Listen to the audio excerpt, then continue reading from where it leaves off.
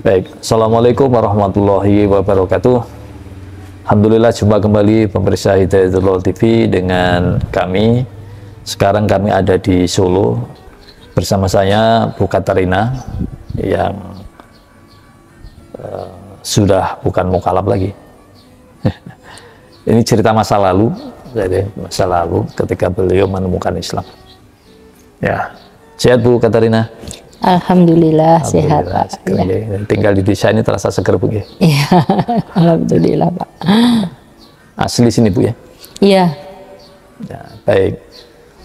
Bu Katarina, apa pendapat Ibu atau pandangan Ibu terhadap Islam sebelum Ibu masuk Islam dulu? Kalau secara jujur ya Pak, sebelum masuk Islam, saya menganggap orang Islam itu nggak baik, terus terang ya, maaf ya. Itu saya menganggap Islam itu reseh, suka berantem, tegaan sama orang, membunuh pun diizinkan, kayak gitu. Jadi tidak ada larangan untuk membunuh, tapi boleh diizinkan membunuh, kayak gitu pendapat saya waktu itu gitu. Jadi orang Islam itu menurut saya tidak bisa mengasihi sesama dengan baik. Gitu waktu itu, pandangan saya seperti itu. Waktu itu masih Katolik, ajarannya kan tentang kasih sayang Pak, bagaimana mengasihi sesama, bagaimana kita bersikap dengan sesama, apapun alasannya kita tidak boleh membunuh orang, kita tidak boleh memisahkan orang yang sudah menikah, gitu kan. Sedangkan di Islam kan boleh berpisah, terus boleh punya istri lebih dari satu. Itu menurut saya nggak baik banget pokoknya. Lebih banyak kebenci ya, lebih banyak benci ya waktu itu ya. Jadi waktu itu saya menganggap orang Islam itu orang yang salah, ajarannya salah, tapi mereka semua ikut-ikutan gitu loh, ikut salah gitu loh. Perasaan saya seperti itu, kenapa orang salah kok diikutin terus kayak gitu. Ya karena ada ajaran-ajaran yang seperti itu ya Pak ya, di dalam kitab yang saya pelajari dulu kan, yang waktu itu kan ada tentang kasih sayang, ada apa-apa gitu ya. Terus kemudian kan pendahulu-pendahulu saya seperti pastor-pastor atau mungkin ya orang-orang di kelompok agama kami yang dulu itu kan seperti mengajarkan seperti itu. Kita itu orang yang berkasih sayang, kita untuk mengasihi orang lain, kita tidak boleh membunuh orang lain apapun alasannya, kita tidak boleh memisahkan orang lain sudah menikah, itu sudah dipersatukan oleh Tuhan, tidak boleh diceraikan oleh manusia kayak gitu. Sedangkan orang Islam kan boleh berpisah dan bahkan boleh punya istri lebih dari satu, seperti itu kan. Itu seperti sebuah ketidakadilan, tingkah laku yang tidak baik kayak gitu. Benci sekali Pak waktu itu, benci banget gitu loh, apa agama Islam gitu loh. Jadi kalau ada melihat orang Islam itu saya merasa saya lebih baik dulu, terus terang. Saya tuh merasa lebih baik, saya orang yang terpilih lebih baik dari mereka gitu loh. Waktu itu tuh gitu, mereka itu nggak tahu kalau ajaran saya itu baik kayak gitu, saya itu istimewa, saya lebih dari mereka. Perasaan saya seperti itu, karena saya merasa saya nggak melakukan apa yang kamu lakukan, kejelekan-kejelekan itu. Ada 10 perintah Allah waktu itu katakan seperti itu toh. Tidak boleh membunuh, tidak boleh mencuri, itu kan salah satunya itu. Tapi kenapa orang Islam boleh bunuh-bunuhan? Tapi kita kan tidak tahu membunuh alasannya apa, menumpahkan darah itu alasannya apa, kita nggak mempelajari itu kan. Karena terbataskan pengetahuannya tentang agama, tapi sudah ngejas menilai dulu, menilai agama Islam itu nggak baik gitu dulu. Ya. Dari Katolik Bu, seluruh keluarga? Ya, di keluarga saya waktu saya masih kecil itu semua Katolik. Katolik, ayah, ibu, saudara. Tapi ibu saya itu sebenarnya waktu kecil Islam. Masuk Katolik karena ayah saya. Ya, menikah dengan ayah saya. Jadi ayah ibu saya itu menikah dulu secara Islam. Karena nenek saya Islam, kakak saya Islam, tidak disetujui kalau nggak Islam. Setelah keluar kota, dia menikah lagi dengan agama Katolik. Otomatis kan Islamnya dilepas Pak. Akhirnya mereka menikah secara Katolik, terus menjalani hidup secara Katolik. Kembali ke orang tua kan sudah dalam keadaan sudah murtad, dan orang tua sudah juga nggak bisa apa-apa. Iya, karena ada sekolah minggu gitu kan Pak, waktu itu, waktu kecil ada sekolah minggu, terus setiap hari Minggu ya diajak ke gereja, itu terus ya diberi buku-buku gitu ya, diajari untuk peribadatan sesuai dengan agama mereka. Kan waktu kecil kita sudah dibaptis Pak, Waktu bayi itu saya sudah dibaptis. Maka nama saya kan Katarina itu kan nama baptis. Tapi sudah masuk dalam KTP, jadi sudah nggak bisa dihapus, nggak bisa diganti lagi. Itu. Jadi waktu kecil saya dibaptis. Sebetulnya ada lagi baptis waktu dewasa, Pak. Namanya sakramen penguatan. Tapi waktu mau di sakramen penguatan itu saya sudah nggak mau. Saya sudah goyang. Sudah goyang, sudah nggak mau. Terus orang tua curiga lama-lama jadi ketahui. Semua mendapat pelajaran agama yang cukup dari orang tua. Ibu saya juga rajin ke gereja gitu. Ibu saya itu yang murtatan dari Islam ke Katolik itu rajin ke gereja. Gerejanya dulu di Purbayan Solo. Yang ikut parokinya Purbayan. Paroki itu apa ya? Wilayah peribadatan itu namanya paroki. Saya baru berapa, yaitu tahun 85, sekitar 20 tahun. Jadi kan masih masa sekolah ya. Saya cuma ikut sekolah minggu gitu aja, belum ikut kegiatan-kegiatan gereja. Dan gereja agak jauh kan dari sini, jadi kan nggak ini. Tapi ada misalnya ya latihan kur, apa-apa tuh biasa ikut gitu. Nyanyi, ngisi acara Natal apa gitu ya. Termasuk juga misalnya hari Minggu hari ke gereja itu sudah sebuah ketentuan dari keluarga. Meskipun jauh juga bela-belain datang gitu. Saya masih SD, SMP, SMA. Saya masuk kuliah semester 2. Semester 3 itu saya sudah mengulang pelajaran agama, masuk agama Islam. Jadi sempat dosen saya agama itu juga heran, kamu itu agama kok ngulang gitu. Dan saya bilang, Pak, lah saya baru masuk agama Islam. Oh ya, kalau begitu nggak apa-apa. Gitu. Dipikirnya kok sampai mengulang pelajaran agama kan gitu ya. Terus saya bilang, saya masuk agama Islam baru aja, Pak. Mata kuliah agama juga itu. Mata kuliah masih agama Katolik, tapi semester 3 saya masuk mata kuliah agama Islam. Dosen saya makanya tanya, kok kamu tuh sampai mengulang agama gitu, mata kuliah agama aja sampai mengulang gitu. Pak, saya baru saja masuk agama Islam gitu. Oh ya, baik. Sebenarnya itu secara tidak sengaja, Pak. Saya itu waktu SMA kelas 3 itu saya kan kos di tempat bude. Nah, bude saya itu kan punya kos-kosan. Yang kos di situ kan muslim-muslim. Itu ada Al-Qur'an tergeletak di meja. Di meja itu. Nah, saya sambil pulang sekolah itu saya nggak tahu kalau itu Al-Qur'an ya. Jadi nggak tahu Al-Qur'an seperti apa kan, nggak tahu Pak. Itu tahunya buku merah kecil tebel itu tak baca. Tak pikir ada tulisan Arab, oh ini tulisan Arab ya. Aku pikir oh ini pelajaran agama Islam. Tapi nggak tahu kalau itu kitab suci, nggak tahu. Terus saya baca gitu. Terus mbaknya yang kos itu bilang sama mbak yang lain, tuh lihat orang Kristen kok baca Al-Qur'an gitu. Nah saya malah kaget, loh Mbak, ini Al-Qur'an toh. Aku bilang gitu, iya itu Al-Qur'an. Loh Mbak, kok Al-Qur'an isinya baik ya? Saya bilang gitu.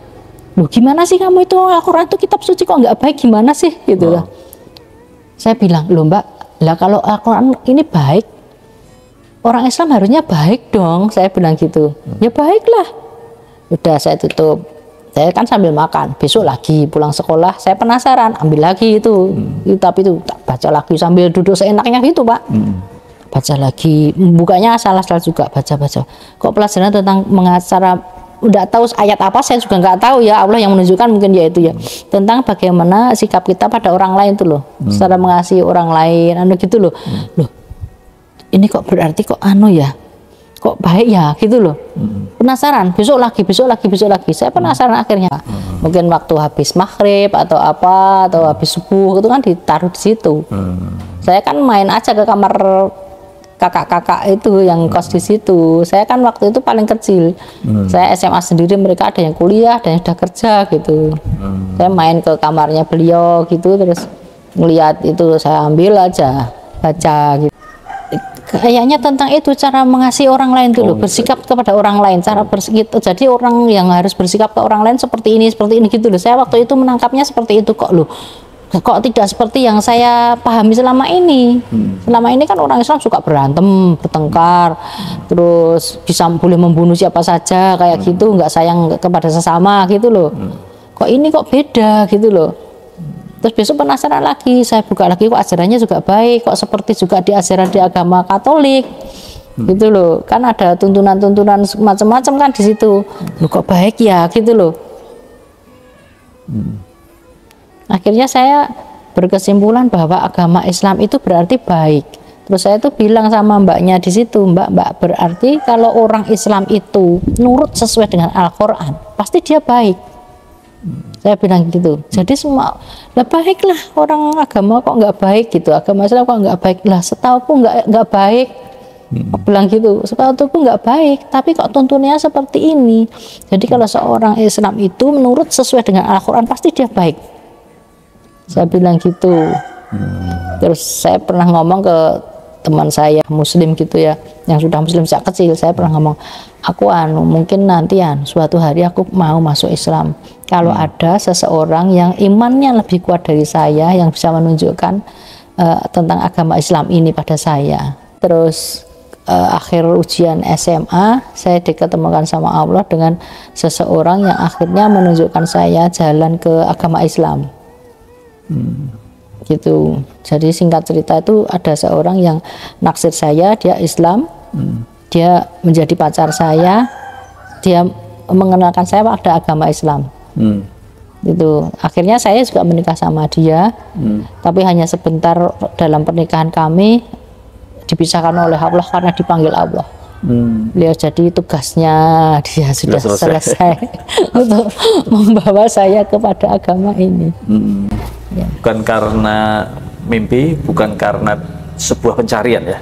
Enggak sama sekali. Tapi setelah melihat itu saya jadi ragu-ragu. Saya jadi ragu-ragu, berarti agama Islam ini benar. Terus agama saya mungkin ada yang salah ya. Kok bisa kok beda gitu loh, beda kan. Di situ cuma dikatakan kalau Tuhan itu satu.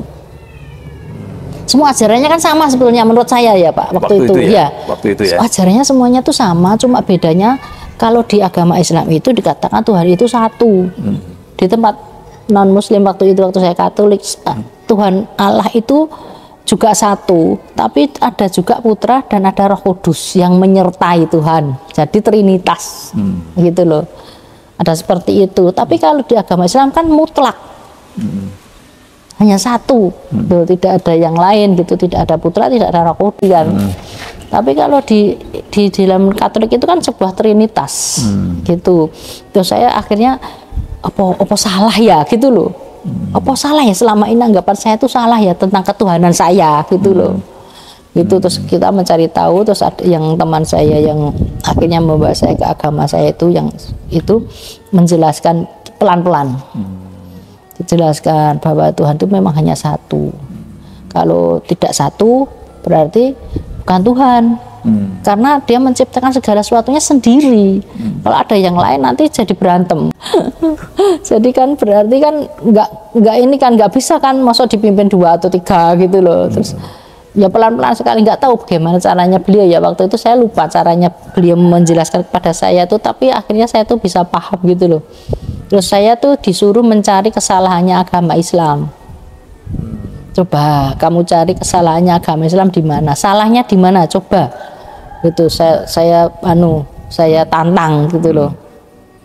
Jadi setiap ada pertemuan itu ditantang saya untuk mencari kesalahan agama Islam. Saya baca-baca lagi kan Al-Quran, pelajaran agama itu, saya kok ya nggak ada salahnya gitu loh. Oh iya, saya mencari salahnya nggak ada salahnya. Ternyata agama Islam nggak ada salahnya ya, ajarannya benar semua gitu. Ya saya tanyakan juga, kenapa boleh menikah lebih dari satu? Lah kamu nggak tahu boleh menikah dari satu itu yang bisa adil. Kalau nggak adil kan juga nggak boleh itu.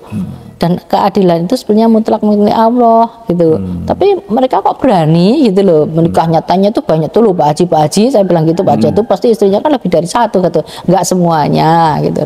Itu yang bisa adil, yang mampu dan yang merasa bisa. Tapi kalau merasa nggak mampu, merasa nggak bisa itu jelas nggak mungkin ambil risiko itu gitu. Terus kenapa boleh bercerai? Nah kalau memang jalan satu-satunya yang terbaik harus bercerai daripada dipaksakan harus terus-terus saja, akhirnya saling menyakiti, merusak rumah tangga, dan itu juga berakibat buruk bagi perkembangan anak-anak dan semuanya. Kenapa nggak harus bercerai gitu loh? Kan yang sudah dipersatukan oleh Tuhan itu tidak boleh diceraikan oleh manusia. Kan saya bilang gitu. nggak begitu. Itu di Islam pun cerai itu adalah sesuatu hal halal yang dibenci oleh Allah. Jadi kalau harusnya kan orang bertindak jangan yang dibenci, bertindak harusnya yang disukai Allah saja gitu. Jadi itu kan alternatif terakhir, sebuah tindakan yang sangat terakhir diambil harusnya gitu. Terus akhirnya lama-lama saya oh iya ya, agama Islam tuh tidak ada salahnya. Saya nyari salahnya nggak ada salahnya gitu. Terus saya tanya ke teman-teman kuliah saya, tanya apa saya tanyakan ke teman-teman kuliah, gimana ini terus diterangkan gitu. Iya memang agama Islam nggak ada salahnya sih, mau cari salahnya nggak ketemu. Saya jalani sendiri, saya apa namanya ya, bertanya pada diri sendiri. Saya tuh jadi ragu. Tak pikir-pikir ya bener, masa Tuhan kok dua, ada Tuhan Bapa, ada Putra, masa Tuhan punya putra gitu kan, kayaknya nggak mungkin ya gitu loh. Terus dalam hati saya jadi ragu, ada keraguan, berarti mungkin yang bener yang Islam ya, karena kan Tuhan itu satu. Kenapa ada Tuhan Putra? Itu kan bukan putra. Saya merasa ini berarti anggapan saya itu salah sebetulnya. Seharusnya orang non Muslim itu tidak menganggap itu putra. Tetap aja itu seorang nabi, rasul yang disayangi Allah gitu, tapi kan tetap tidak boleh dipanggil Tuhan. Kenapa disebut Tuhan gitu loh. Jadi dalam hati saya, oh ya ini sebuah penyebutan yang salah, yang seharusnya itu tidak dikatakan sebagai Tuhan tapi dikatakan sebagai Tuhan. Bahkan ada yang sampai orang itu sampai kalau orang Muslim yang apa ya terlalu sesat mungkin ya, itu sampai kayak Allah sendiri tuh kayak nggak ada loh Pak. Yang disebut Tuhan itu adalah Yesus itu loh Pak, sampai gitu loh, sampai dia tuh kalau menyebut Tuhan tuh tujuannya tuh Yesus loh, bukan Allah loh, bukan pencipta langit dan bumi loh, sampai gitu loh, ada yang ekstrim segitunya. Jadi saya tuh merasa ini salah berarti ya. Kalau meminta apa-apa kok bukan pada Allah gitu loh, kan waktu menyebutnya Allah ya, kenapa kalau minta apa-apa enggak pada Allah, kenapa kepada yang Yesus yang dikatakan sebagai putranya, sedangkan Yesus sendiri sebenarnya sudah tidak bisa berbuat apa-apa lagi, karena kan sudah di surga dan sudah tidak bisa menolong. Yang bisa menolong itu hanya Allah gitu loh, satu-satunya yang bisa menolong manusia itu Allah. Kenapa masih menganggap Yesus itu sebagai Tuhan? Sadar saya akhirnya di situ, oh saya salah selama ini gitu loh, saya salah telah menganggap Yesus itu sebagai Tuhan, itu salah.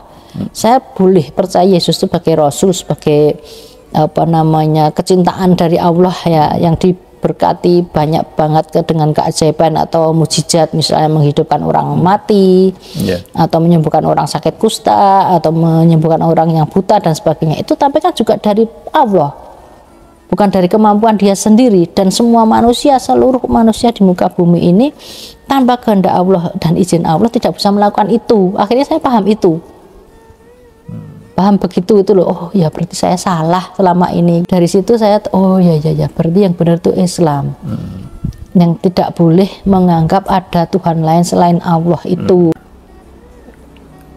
Masuk Islamnya gimana Bu? Memberitahu orang tua, izin orang tua? Oh enggak, diem dulu Pak. Diem ya, diem kan takut Pak, masih kuliah loh Pak. Masih kuliah, masih berbiaya, masih ini loh Pak. Sembunyi-sembunyi kan saya kos, jadi orang tua nggak tahu kan. Terus apa namanya disuruh itu sakramen penguatan itu saya nggak mau. Waktu kan sudah dewasa, harusnya kamu sakramen baptis lagi, sakramen penguatan gitu ya. Nggak mau gitu. Kenapa nggak mau? Enggak, nanti aja gitu loh, alasan terus ntar aja, terus alasan terus, pokoknya alasan sibuk dan sebagainya, masih kuliah ini. Tapi sebenarnya saya udah mulai goncang kan itu, terus saya sudah masuk Islam, apalagi saya udah nggak mau. Terus belum masuk Islam tapi sudah mulai goyah kan, enggak nanti aja pun pakai mawon gitu, masih sibuk. Orang tua sudah curiga kenapa ini nggak mau gitu loh. Sedangkan kakak saya dua kan sudah sakramen penguatan semua gitu. Terus saya setelah masuk Islam ya sembunyi-sembunyi dulu sampai lama. Ketahuannya saya tuh sudah hampir berakhir saya masa kuliah saya kok, baru ketahuan.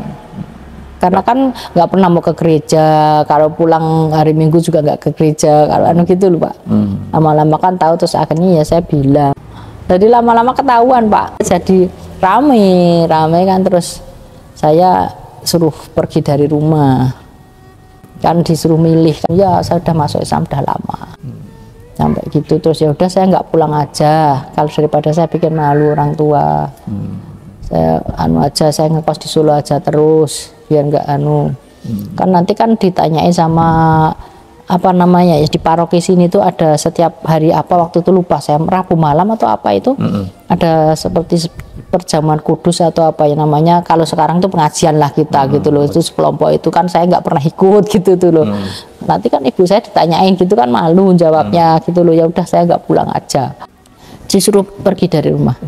Ya kalau gitu kamu nggak usah pulang. Ya, akhirnya yaitu calon suami saya itu kan terus ya sudah, kalau kamu ikut ke Solo sama saya nanti saya bilang sama keluarga saya. Akhirnya kan keluarga mereka kan baik banget sama saya. Jadi yang ngajari sholat, ngajari apa itu mereka memang mereka dulu sudah dekat duluan. Itu terus ya sudah bismillah aja gitu. Bisa, terus saya nikah siri juga diam-diam. Nikah resmi aja juga masih diem-diem, tapi setelah berlangsung pernikahan resmi apa di KUA baru bilang gitu. Jadi nikah siri diem-diem dulu, karena kalau nggak diem nanti malah nggak terlaksana itu loh Pak. Gitu ya. Tidak ada usaha mungkin dari orang tua atau kalangan gereja atau kakak adik menarik kembali ke Ibu Katarina ke agama lama, ada nggak usaha? Ada, kakak saya tuh setiap saat kirim surat macem-macem gitu, ya, tapi saya sudah nggak mau, saya bilang gitu, saya udah Islam ya.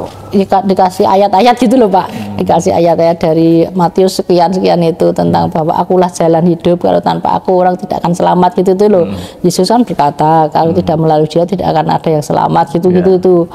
Gitu. Terus saya tuh bilang, iya saya tahu, saya tahu Yesus itu baik, mulia, diberkahi Allah sebagai seorang rasul, seorang nabi yang mulia, yang disayangi Allah. Tapi kita tidak harus menganggap dia sebagai Tuhan. Saya bilang gitu, bukannya saya tuh membuang Yesus, dipikirnya saya membuang Yesus. Saya tidak membuang, saya sungguh-sungguh menghormati Yesus. Sungguh-sungguh saya juga mencintai Yesus. Saya tidak kurang sama sekali, cinta saya pada Yesus tidak berkurang sama sekali. Tapi tidak harus saya sebut sebagai Tuhan. Dan Yesus sendiri tidak pernah mengatakan bahwa dirinya itu Tuhan. Di dalam Alkitab itu tidak ada Yesus mengatakan dirinya Tuhan, itu nggak ada sebenarnya. Dia selalu mengatakan anak manusia, anak manusia gitu loh. Tapi kenapa orang-orang Kristen atau Katolik itu justru menafsirkan itu karena sifat rendah hatinya Yesus. Karena dia sebenarnya dia Tuhan, tapi rendah hati, dia mengaku sebagai anak manusia gitu loh. Gitu. Tapi sebenarnya kan yang dikatakan Yesus itu benar, dia itu anak manusia gitu. Orang tua sebenarnya pertama nggak setuju, gitu. Tapi lama-lama setelah saya menikah, sudah itu almarhum suami saya itu orangnya baik banget Pak. Jadi dia nyelondoi itu loh Pak. Apa merendahkan diri, merendahkan hati, nyelondoi, sering berkunjung. Terus suka ngasih makanan walau bakmi sebungkus atau apa gitu loh, pokoknya selalu menghormati gitu. Kalau namanya juga orang tua ke anak kan ada rindu juga ya. Kalau orang tua saya datang ke rumah saya di sana ya waktu itu di Solo, itu ya di subio-subio istilahnya, ayo jajan kemana, meskipun mungkin uangnya tuh hanya itu aja, itu ya ayo buat jajan sama orang tua saya itu, buat ini, buat membuat mereka seneng gitu. Nah kalau ayah saya datang ke sana, ayo diajak sukanya apa, pengen mangan apa gitu loh. Jadi merendahkan hati, anukan diri itu lama-lama kan orang tua saya itu sayangnya memberikan contoh gitu loh, bahwa kan jangan diduakan ya anak saya gitu loh, misalnya kayak gitu, misalnya enggak Bu, enggak akan gitu loh, enggak akan gitu loh, enggak akan gitu. Jadi itu enggak semua orang Islam seperti itu gitu loh. Terus jadi akhlaknya dicontohkan ke saya itu, misalnya ya sholatnya gimana gitu, apa ya, pinter mengambil hatinya dengan merendahkan diri itu loh. Iya, mantuku apik banget gitu. Sampai akhirnya ketika suami saya meninggal itu aja, ibu saya, mami saya itu bilang, iki mantuku sing apik dhewe malah dipundhut dhisik gitu loh. Sampai begitu. Jadi terus dengan itu terus ibu saya terus jadi ya wis lah, wis berarti wis ditakdir ke Islam. Ya seiring jalannya waktu ya sampai saya kuliah selesai, kuliah aja masih belum begitu baik hubungannya.